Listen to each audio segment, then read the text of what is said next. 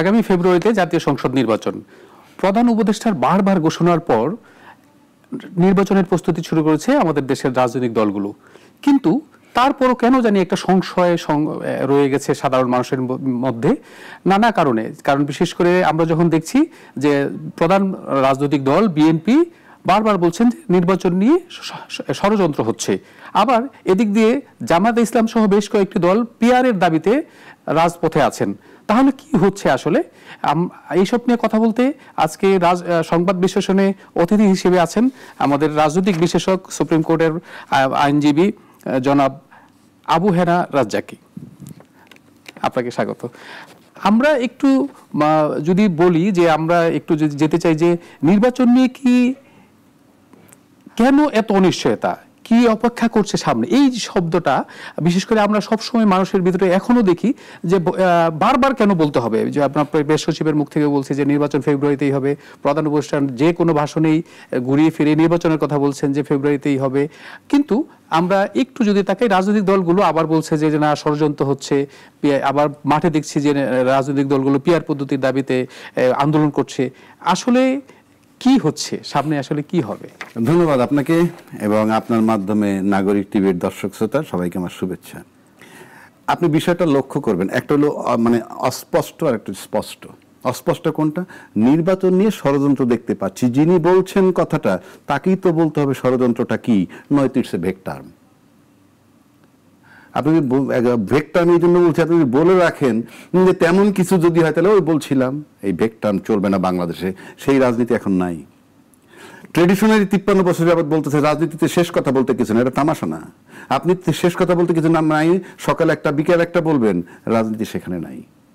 Number 2, যারা PR পদ্ধতি চাই, ইট ইজ ক্লিয়ার পিআর পদ্ধতি হবে কি হবে না সেটা সেকেন্ডারি, বাট তাদের ডিমান্ডটা ক্লিয়ার করতেছে যে আমরা চাই।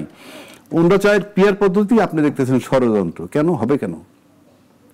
পরিষ্কার নির্বাচনী তফসিল দেয় নাই, রোডম্যাপ দিছে। আপনাদের কাজটা এখন মাঠে জনসভা করবেন, লোক সংযোগ করবেন, ম্যানিফেস্টো নিয়ে আলাপ করবেন, এইটা সেইটা। কই সেই আলোচনা আপনি যাচ্ছেন না কেন? 1 নম্বর। 2 নম্বর, একদিকে নির্বাচন হবে আর একদিনে আপনি সংস্কার এবং ঐক্যমত্যের কমিশনে র্যান্ডম যাচ্ছেন। কি নিয়ে, কি জন্য? আলোচনাটা কি, কি বিষয়টা কি? আপনার নির্বাচনের রোডম্যাপ যখন হয়ে গেছে তখন এটা তো আমি থাকলে তো বলতাম সরি আমি এটা কিছুই করবো না, আমার তো এটা প্রয়োজন নেই এখন আর। না, তার মানে কি আপনি বলতে চান যে জুলাই সনদ বাস্তবায়ন দরকার নেই? আপনি আমার ওপিনিয়ন না, জুলাই সনদ বললে কিছু হবে না। ইনফ্যাক্ট শুধুই আলোচনা, জুলাই শুধুই আলোচনা না, শুরু করছিল একটা ভালো উদ্দেশ্য নিয়ে ফেব্রুয়ারি মাসে, কিন্তু ইউনূস সাহেব গংরা ওনারা দেখে ফেলছেন 2 মাস পরে যে হবে না, এটা দিয়ে বুঝে ফেলছেন আমার ধারণা। এই জন্য এখন কালক্ষেপণ চলছে। কালক্ষেপণ চলছে মানে কি? চেষ্টা করতে দোষ কি, বিষয়টা এইরকম। মানে এটা কি সরকারের পক্ষ থেকে নাকি রাজনৈতিক দলগুলো? সরকারের কোনো রোলই নেই বাংলাদেশে, এটা বুলশিট। কারণ আমি বলি সরকারের এখানে তৃতীয় পক্ষ, আম্পায়ার। উনি কোনো দল রিপ্রেজেন্ট করেন না, ওনার দল নাই তো ইনফ্যাক্ট। তাহলে উনি হলেন আম্পায়ার। আর আমরা রাজনীতিবিদরা যারা বসছি, আমরা যদি বসে বিষয়টা সেটেল করতে পারি, হু ইজ ইউনূস, তাকে দরকার কি আমার? এই যদি সেটেলমেন্ট না হয় দায় কার, ক্ষতি হবে কার? ইউনূস সাহেবের লোকসান কি?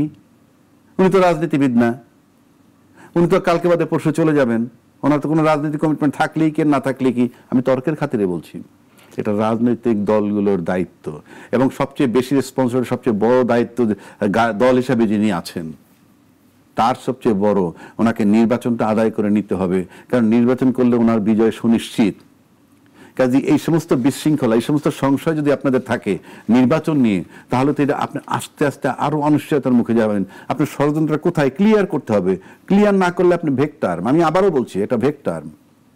এইবার আসেন নির্বাচন যে আপনি করবেন, নির্বাচনের ডেট দিয়েছে ইউনূস সাহেব। আমি বারবার বলে আসছি ইউনূস সাহেব তো নির্বাচনের ডেট দিতেই পারেন, উনি অন্তর্বর্তীকালীন সরকার, উনি সাংবিধানিক সরকার না, উনি অন্তর্বর্তীকালীন সরকার। আমি আবারও বলছি অন্তর্বর্তীকালীন সরকার, এই নামটা সংবিধানের মধ্যে নাই। আছে? যে সরকারের নাম সংবিধানে নাই সেই সরকার ওই সংবিধান চালাইতে পারে? পারবে না তো। ওই সংবিধান চালাইতে হলে ওই সংবিধান চালানোর জন্য যিনি অপারেটর, সে ছিলেন ইলেক্টেড প্রধানমন্ত্রী। এবং ওই সংবিধান এমন ভাবেই বানানো হয়েছে যে নির্বাচন করবে ক্ষমতায় থেকে, এই যে এক ধরনের খেলা বলা যায় যে আমরা যদি বলি যে রাজনীতির মাঠে খেলা চলছে, এখানে রেফারির ভূমিকায় আছেন অন্তর্বর্তীকালীন সরকার। আপনি বলছিলেন যে এই অন্তর্বর্তীকালীন সরকারের কোনো কাজ নাই, কিন্তু রেফারির একটা মুখ্য ভূমিকা থাকে। রেফারিদের মুখ্য ভূমিকা আছে, উনি তো নির্বাচনের জন্য নির্বাচন কমিশন চিঠি দিয়ে দিয়েছেন, ওনার কাজ কি? নির্বাচন করবে নির্বাচন কমিশনার। বাইরে থেকে উনি বারবার বলছেন ফেব্রুয়ারিতে নির্বাচন হবে। প্রেস সচিব বলতে কোনো উপায় নাই, নির্বাচন হতেই হবে, মানলাম আমি, কিন্তু উনি তো চিঠি দিয়ে দিয়েছেন। এখন তো প্রেস নির্বাচন কমিশনের সাথে সবাই আলাপ করবে। নির্বাচন কমিশন বলছে সংবিধান মোতাবেক নির্বাচন হবে। ওইখানে আমার প্রশ্ন, কোন সংবিধান? কোন সংবিধান? আমি আপনাকে চ্যালেঞ্জ করছি না কাউকে, I am throwing the question two election commission. শুধু কোশ্চেন থ্রো করছি না, আমি তাকে চ্যালেঞ্জ করছি যে আপনি কি হিসাবে নির্বাচনটা দিচ্ছেন ফেব্রুয়ারি 26-এ? আপনি যদি সেই সোকল্ড, যেটার কথা বলি আমি, সংবিধানটার কথা বলি, যেটা ফুল স্টপ, অর্থাৎ প্রধানমন্ত্রী পালায়ে যাওয়ার সাথে সাথে ওটা স্টপ হয়ে গেছে। আপনি আমাকে চিন্তা করে দেখেন যে একটা গাড়ি যদি কোথাও গাড়ি রাইখা ড্রাইভার পালায়ে যায়, তাহলে সেই গাড়িটা আপনি চালায় আনবেন কিভাবে? চাবি নাই আপনার কাছে, তাহলে আপনার একটা চাবি উদ্ধার করতে হবে, চাবি বানাইতে হবে, এবং সেখানে পুলিশ আসবে, বানানোর জন্য অ্যাপ্রুভাল দিতে হবে, তারপরে বানাবেন, তারপরে ঢুকবেন, তারপরে গাড়ি চালাবেন। তা আপনি সংবিধানটায় ঢুকছেন কিভাবে?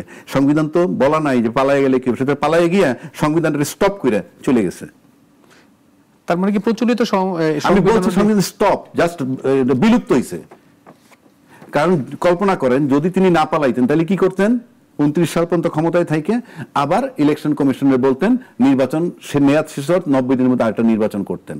ডাইরেকশনটা কে দিতেন? প্রধানমন্ত্রী, যদি ওই সংবিধান ফলো করেন। তা আমার এই ইউনূস সাহেব তো ওই সংবিধানে ঢোকে নাই, উনি তো অন্তর্বর্তীকালীন সরকার। কিন্তু এটাও তো বলা আছে যে সংবিধানে যে যদি এইরকম সিচুয়েশন তৈরি হলে পরে কি হবে, এরকম সংবিধানে কিছু বলা নাই। সংবিধানের টাইম ফিক্সড। ওই জন্য সুপ্রিম কোর্ট যখন পালায় গেল তখন বলছে 106 ধারার সংবিধানের একটা ওপিনিয়ন দিছে কি, যে সাংবিধানিক সংকট বা শূন্যতা দেখা দিলে এরকম ক্রাইসিসে একটা অন্তর্বর্তীকালীন সরকার হতে পারে। তার মানে কি সাংবিধানিক সংকট হয়েছে, সংবিধান নাই। এখন আসেন, নির্বাচন কমিশন সংবিধানের বিধান মোতাবেক সংসদ ভেঙে যাওয়ার 90 দিনের মধ্যে নির্বাচন দিবে, এটা হলো ওই সংবিধানের বিধান।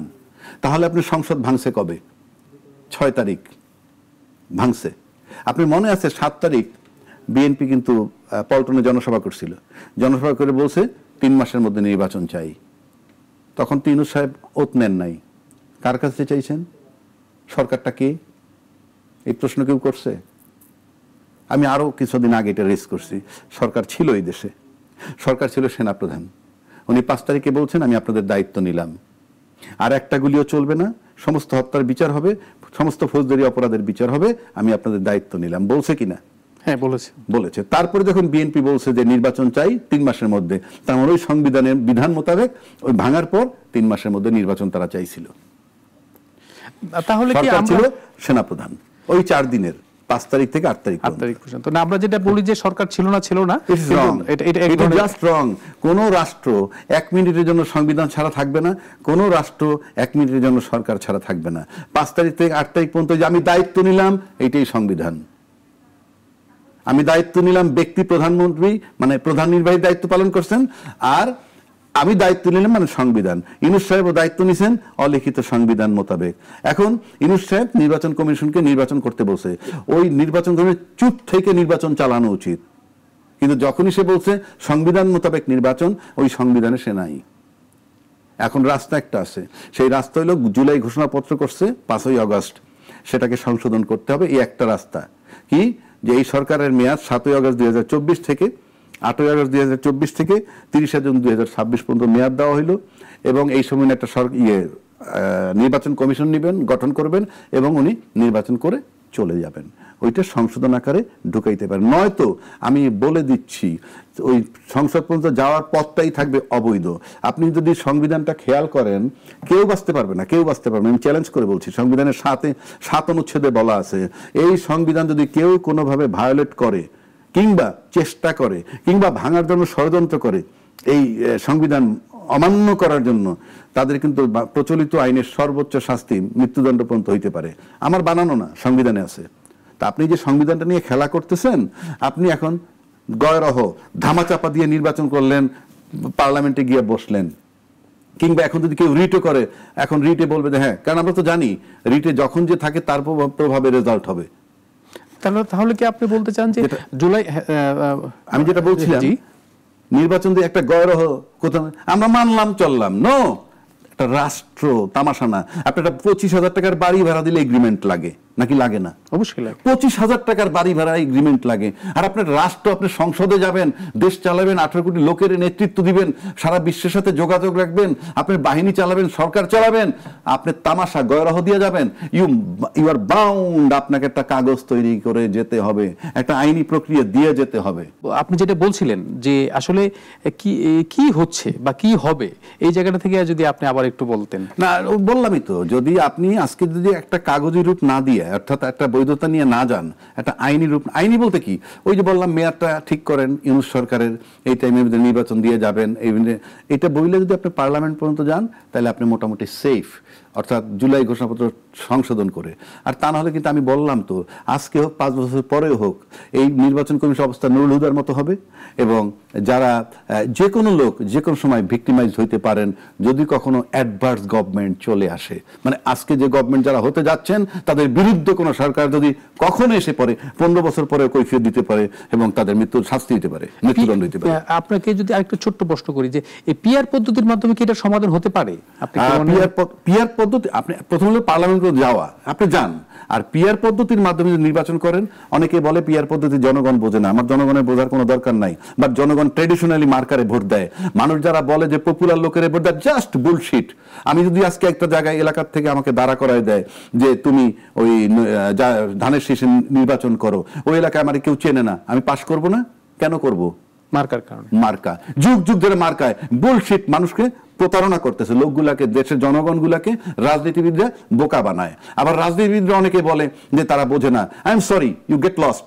আপনার কোনো রাজনীতি করার রাইট নাই বাংলাদেশে যদি আপনি পিআর পদ্ধতি না বোঝেন। আপনি পিআর পদ্ধতি আসবে কি আসবে না সেকেন্ডারি, কিন্তু আপনাকে বুঝতেই হবে। আপনি না বুঝলে আপনি রাজনীতি করবেন কেমনে? 1, 2, রাজনীতি পিআর পদ্ধতিতে লাভটা কি? পিআর পদ্ধতিতে লাভ হইলেই সব দলের প্রতিনিধি পার্লামেন্টে যাবে, সব দলের, কোনো সন্দেহ নাই। জামাতের মতো দল 30, 35 থেকে 40টা সিট পাবে। তাহলে কি হবে? পার্লামেন্ট শক্ত বিরোধী দল হয়। এখন আপনি বলতে পারেন পিআর পদ্ধতি জামাত চায় কেন?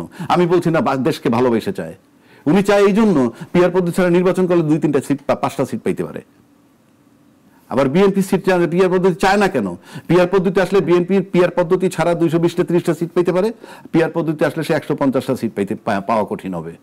অর্থাৎ দুইটা দল পরিষ্কার রাষ্ট্র এবং জনগণের ভালোবাসার দিকে নাই, বা তাদের প্রয়োজনে তারা নিজ নিজ স্বার্থ দেখতেছে। কিন্তু আপনি নিজ নিজ স্বার্থ দেখতেছে। পিআর পদ্ধতি জামাত চায় নিজের স্বার্থে, এরা পিআর চায় না নিজের স্বার্থে। আচ্ছা, কিন্তু এখানে আপনাকে একটু বলি যে বিএনপি শুধু চাচ্ছে না পিআর পদ্ধতির কথা, কিন্তু বেশিরভাগ রাজনৈতিক দল, আপনি জামাতের কথা বলছেন, ইসলামী দলগুলো আছে, জাতীয় পার্টি আছে, এরা যদি এই নির্বাচনটা বর্জন করে, তাহলে পরে তখন কি একটা নির্বাচন সম্ভব? মানে যদি এই ইস্যুতে যদি নির্বাচনটা সম্ভব না কেন? কারণ এই দেশ এমন একটা দেশ, কিছুদিন আগে বলছি যে কি আপনি নির্বাচন করলেই যে সরকার হবে তখনই গণতান্ত্রিক হবে, নো। কিন্তু এরা মনে করছে, এরা বুঝাইতে চাচ্ছে শক্ত বিরোধী দল যদি না থাকে তো আমার কি, আমি নির্বাচন করব। শেখ হাসিনা যেমন বলতো, কেউ নির্বাচনে আসলে আসলো, না আসলে না আসলো, আমি নির্বাচন করব। আমি কই দুইটা কথার মধ্যে কোনো পার্থক্যই দেখি না। অর্থাৎ আপনি নির্বাচন করলে, গণতন্ত্রের জন্য নির্বাচন একটা মাত্র ক্রাইটেরিয়া, বাট সব না। আপনি যদি গণতন্ত্রে বিশ্বাসী হন, আপনি দেশকে ভালোবাসেন, জনগণকে ভালোবাসেন, নিজেকে চেক এন্ড ব্যালেন্সে রাখতে চান, তাহলে আপনার নৈতিক দায়িত্ব শক্ত বিরোধী দল পার্লামেন্টে কেমনে আসবে। এবং সেটার মানে এই না যে পিআর পদ্ধতি দিয়েই আনতে হবে, আপনি বিকল্প চিন্তাও করতে পারেন। আমরা অতীতে দেখছি দলরা সিট ছাড় দেয়, সিট ছাড় দেয় না, যে এই সিটগুলো অমুক দলের জন্য ছাড়লাম। আপনি কল্পনা করেন কিরকম হিপোক্রেসি, যে আমি যার জন্য, আমার এই দল যার জন্য সিটটা ছাড়লো, ওখানে আমার প্রার্থী দেই নেই, আমার লোকও তারে ভোট দিছে, তাহলে এটা কি প্রহসন না? আমার লোক তারে ভোট দিবে কেন?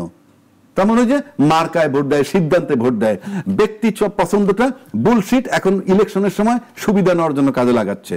আর যদি পিআর পদ্ধতি আপনি নির্বাচনে যান, শক্ত পার্লামেন্ট হবে। শক্ত পার্লামেন্ট হলে নাম্বার 1 দুর্নীতি কমবে, নাম্বার 2 এলাকার চাঁদাবাজি কমবে, নাম্বার 3 আয়নাগার হবে না, নাম্বার 4 কোনো সেনা অফিসার হত্যা হবে না, নাম্বার 5 শাপলা চত্বরের মতো জায়গায় হত্যা হবে না। কারণ কাকে মারবেন? যখনই আপনি সরকার অ্যাবসলিউট পাওয়ার পায়, তখন অন্য দলের লোকের সমানে দমায়। আর পিআর পদ্ধতি হইলে আমি যদি অন্যদের সমর্থন নিয়ে যাই তাহলে সরকার নড়ে বড়ে, ওই ভয়ে সরকার ঠিক থাকবে। তার মানে কি পিআর পদ্ধতিতে হোক, যেভাবেই হোক নির্বাচন, আপনি বলছেন যে নির্বাচন হোক, কিন্তু আমার প্রশ্নটা এই জায়গাটায় যে যদি নির্বাচন বর্জন করে তারপরেও নির্বাচন হবে, আপনার নির্বাচন বর্জন করলে তার নির্বাচন হবে না, কে বর্জন করবে? ও আপনি বলতেছেন অন্য যারা পিআর এর দাবি টাবি করে, এটা খুব ঝুঁকিপূর্ণ কথা। কারণ আপনি কল্পনাই করতে পারবেন না, যেটা মানুষ ভাবে নাই সেটা হচ্ছে ডাকসু আর জাকসু নির্বাচনে। ডাকসু আর জাকসু নির্বাচনে কিন্তু যে যত গল্প বাইরে থেকে বলুক, ছাত্ররা যারা ভোটার তারা বিবেচনায় নিচ্ছে যাদেরকে, যে কাদেরকে তারা জুলাই চেতনার পক্ষে মনে করছে তাদেরকে ভোট দিছে। এখন বলে আমিও তো জুলাই চেতনার পক্ষে, আপনি জুলাই চেতনার পক্ষে, কিন্তু ভোটার নির্ধারণ করবে যে জুলাই চেতনার পক্ষের শক্তি হিসাবে সে কাকে বিশ্বাস করে। সেই রিফ্লেকশনটা হয়েছে বিশ্ববিদ্যালয়ে। এখন প্রশ্ন যদি করেন তাহলে ওরা কি না, এই প্রশ্ন উত্তর আমি দিব না। বাট ভোটাররা মনে করছে যাকে বিশ্বাস করছে জুলাই চেতনার পক্ষের শক্তি হিসাবে তাদেরকে ভোট দিছে। এটার ফ্লো রাকসু চাকসুতে যাবে, লিখে রাখেন আপনি। কিন্তু আমার এর সাথে একটু যোগ করি, তাহলে কিন্তু আপনি বলছিলেন যে জুলাই সনদের পক্ষে যারা আছেন, তাহলে আমার প্রশ্নটা হলো এই যে দলগুলো, এই জুলাই সনদের পক্ষে যে দলগুলো, তারা তো এই সরকারকে, এই যে আমরা বলি অন্তর্বর্তী সরকারকে ইয়েতে নিয়ে আসছেন, ক্ষমতা নিয়ে আসছেন, এখন তারা কিভাবে এক্সিট হবে? এখানে কি গণপরিষদ নির্বাচনটা কি আসতে পারে? কারা এক্সিট হবে? এই সরকার। এই সরকারের এক্সিট হওয়ার কোনো সমস্যাই না আমি মনে করি। কারণ এই সরকার, বাংলাদেশে এখন আমরা যে জায়গাটা আছি, বাংলাদেশের কোন রাজনৈতিক দল চাইতেছে যাদের বিজয় সুনিশ্চিত, যে নির্বাচন করলেই ক্ষমতা আসবে, তারা দুইটা জিনিস চায়। নির্বাচন করলে ক্ষমতা আসবে, তখন ইউনূস সাহেব ন্যাচারালি চলে যাবে। আর এক শ্রেণী আছে নির্বাচন হোক বা না হোক ইউনূসকে সরাইতে হবে। কারণ ইউনূস অনেকের কাছেই ভিন্ন কারণে, এখানে আবার গ্লোবাল পলিটিক্স আসে। তো সেক্ষেত্রে ইউনূসের চলে গেলেই অনেক লাভ, মানে খুশি হয়ে যাবে তারা। কিন্তু প্রশ্ন অন্য জায়গায়, ইউনূস সাহেব যদি চলে যায় কোনো কারণে আর নির্বাচন না হয়, তাইলে পর সবচেয়ে বেশি লোক শোনাবে তাদের যারা নির্বাচন করলেই ক্ষমতায় যাইতো। সুতরাং তারা সবচেয়ে বড় স্ট্রং ড্রাইভিং সিটে বসে আছে, কিভাবে পিঠ পোছাইয়া, কিভাবে সমস্ত রাজনৈতিক দলের বুঝাইয়া, কিভাবে একটা নির্বাচন কইরা ক্ষমতায় যাবেন। তা না হলে নির্বাচন বাতিল হলে কিন্তু পরবর্তী সরকার যদি থার্ড পার্সন কেউ আসে, দে আর টু সাফার অ্যানাদার 2-3 ইয়ার্স। সুতরাং নির্বাচন আবার চলে যাবে বহুদূর। ধন্যবাদ প্রিয় অতিথি জনাব আবাহনী সিদ্দিকী। আসলে আমরা চেষ্টা করব এই বিষয়টা নিয়ে আবারও আলোচনা করতে, কারণ আমাদের মনে হচ্ছিল যে প্রিয় দর্শক, আমাদের মনে হচ্ছে যে আসলে এই আলোচনা এখানেই শেষ হওয়ার নয়, কারণ এখানে অনেকগুলো ইস্যু আছে। আমরা বলছি গণপরিষদ নির্বাচনের কথা, আমরা বলছি পিআর পদ্ধতির কথা, আমরা বলছি যে আসলেই নির্বাচন হবে কিনা, জনগণের মনে এত সংশয় কেন। আমরা এইসব নিয়ে কথা বলবো আগামী অনুষ্ঠানে। প্রিয় দর্শক, আজকে এখানে বিদায় নিচ্ছি, ততক্ষণ ভালো থাকবেন।